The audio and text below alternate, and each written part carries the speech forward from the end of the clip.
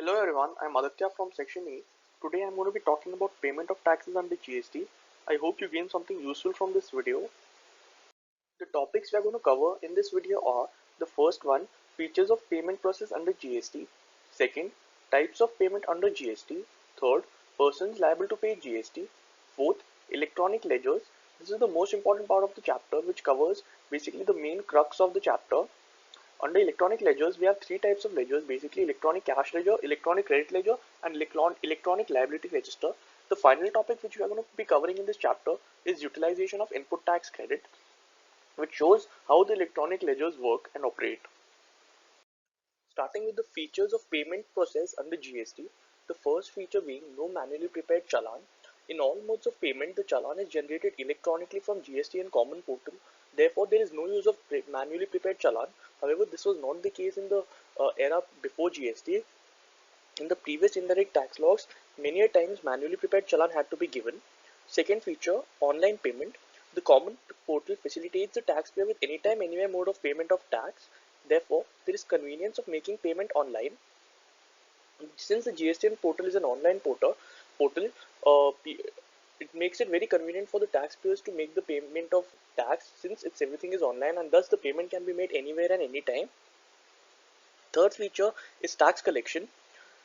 Since everything is done on an online system, the collection of tax is much faster for the government and remittance of tax revenue to the government account happens in a much faster manner. Fourth feature of payment process is payment paperless environment. Since all of this is done through the electronic mode, there is no use of paper and speedy accounting. The use of electronic mode facilitates paperless transactions and speedy accounting. Fifth feature is automatic reconciliation.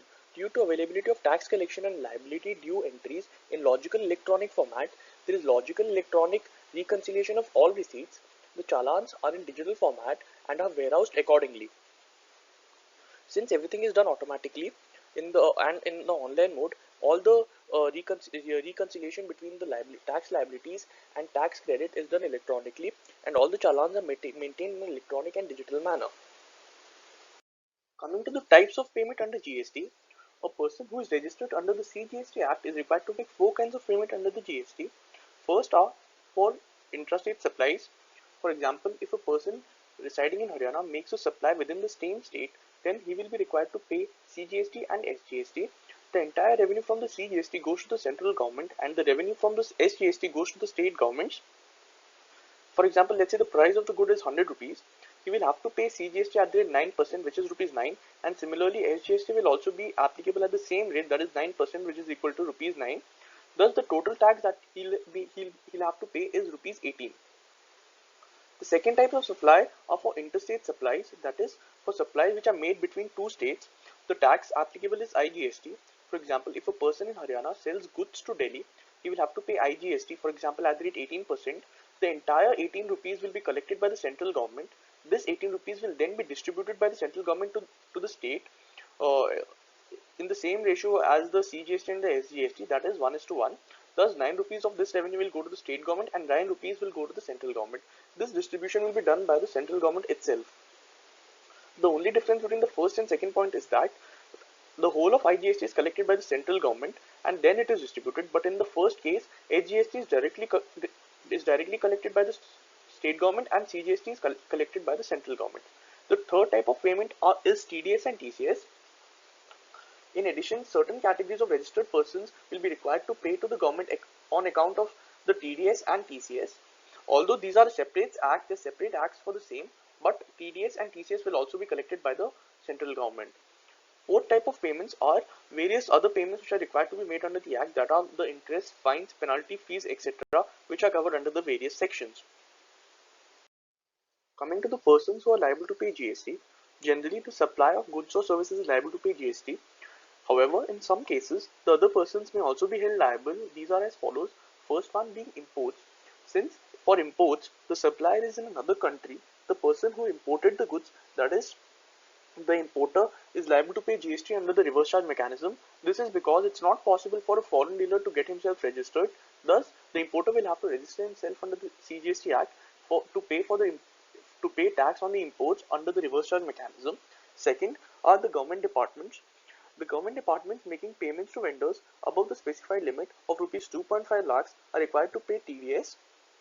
Third, e-commerce operators.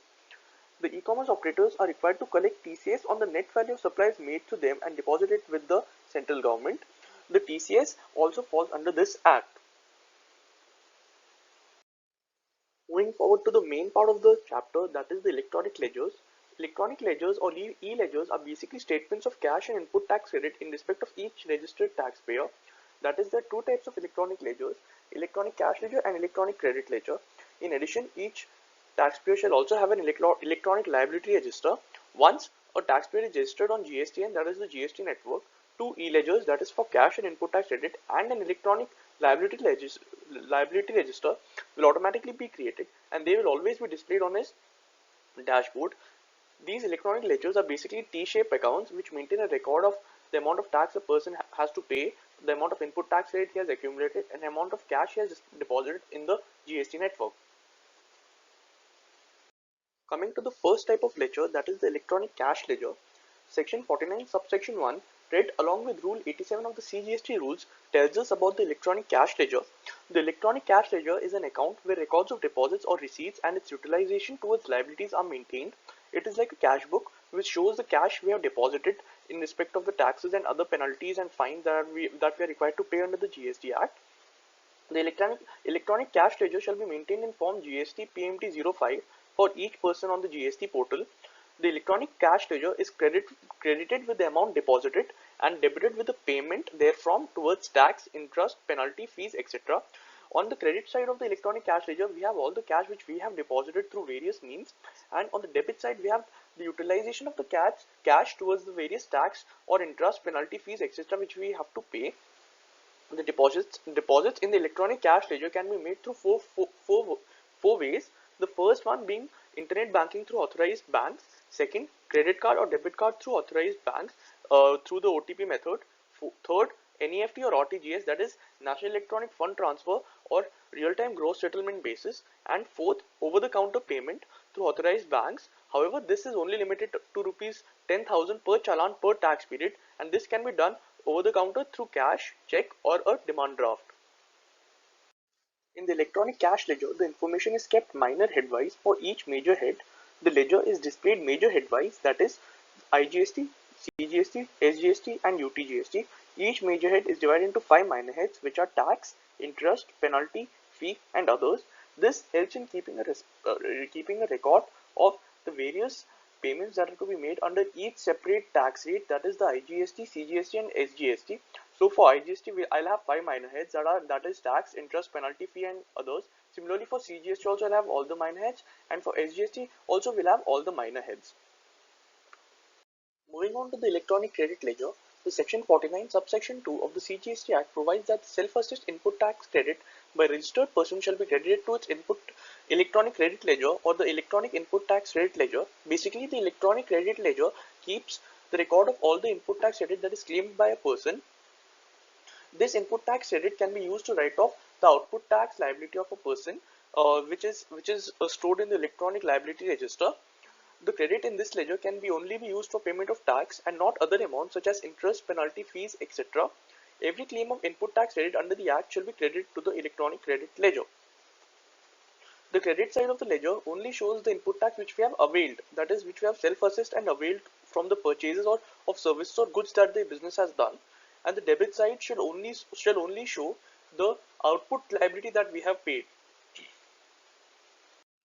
Where a registered person has claimed refund of any unutilized amount from the electronic credit ledger in accordance with provisions of section 54, the amount to the extent of the claim shall be debited in that ledger. Basically, what this means is that if a person has written off all of his output tax liability using the credit available in the electronic credit ledger and still has a lot of balance left, this balance will be refunded to him. The electronic liability register will reflect the total tax liability of a taxpayer for the particular month. The electronic liability register shall be debited with the following: all amounts payable towards tax, interest, late fee, or any other amount determined by the proper officer, the amount of tax and interest as a request of mismatch under section 42, 43 and section 50. The following shall be the order of discharge of liability of a taxable person. First comes the previous tax period. That is, the self-assessed tax and other dues for the previous tax periods have to be discharged first. Second comes the current tax period, that is, the self-assessed tax and other dues for the current tax period have to be discharged next. The electronic liability register basically contains all the dues of a taxpayer towards the government, such as tax, interest, late fees, etc. The debit side shall contain all the liability towards the government that a registered taxpayer has, and on the credit side comes the various modes through which the liabilities are paid or the dues are cleared. For the tax, only for the tax the balance in the electronic credit ledger can be used, as well as the cash, as well as the balance in the cash ledger. However, for other amounts due, only the balance in the electronic cash ledger can be used. Coming to the manner of making payment, first, through debit in electronic credit ledger, the credit ledger reflects the input tax credit. The credit balance in the ledger can be used to make payment of tax only, that is output tax. It means the liability towards interest, penalty, fees, etc. cannot be paid through credit ledger. Output tax in relation to a taxable person basically means the tax chargeable under CGST Act on taxable supply of goods and or services made by him or his agent, but excludes tax payable by him on reverse charge basis. Second, through debit and electronic cash ledger, the cash ledger reflects the deposit made by the taxable person.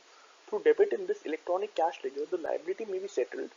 The credit balance in electronic cash ledger can be adjusted towards tax, interest, penalty, fees, etc.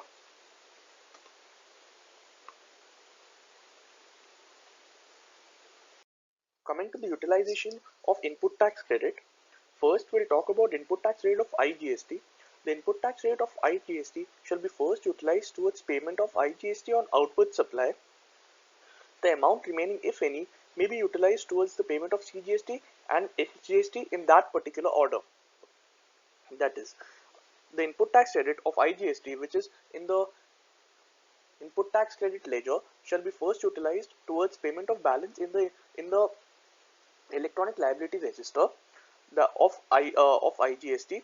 Then the amount remaining, if any, in the input tax credit ledger of IGST shall be utilized towards payment of CGST and SGST in that particular order.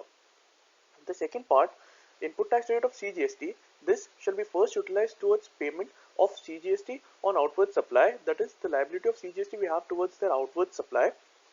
The amount remaining, if any, may be utilized towards payment of IGST. But here one thing which is to be taken care of, that is the amount of ITC of CGST should be utilized towards payment of IGST only after the entire amount of IGST has been first utilized.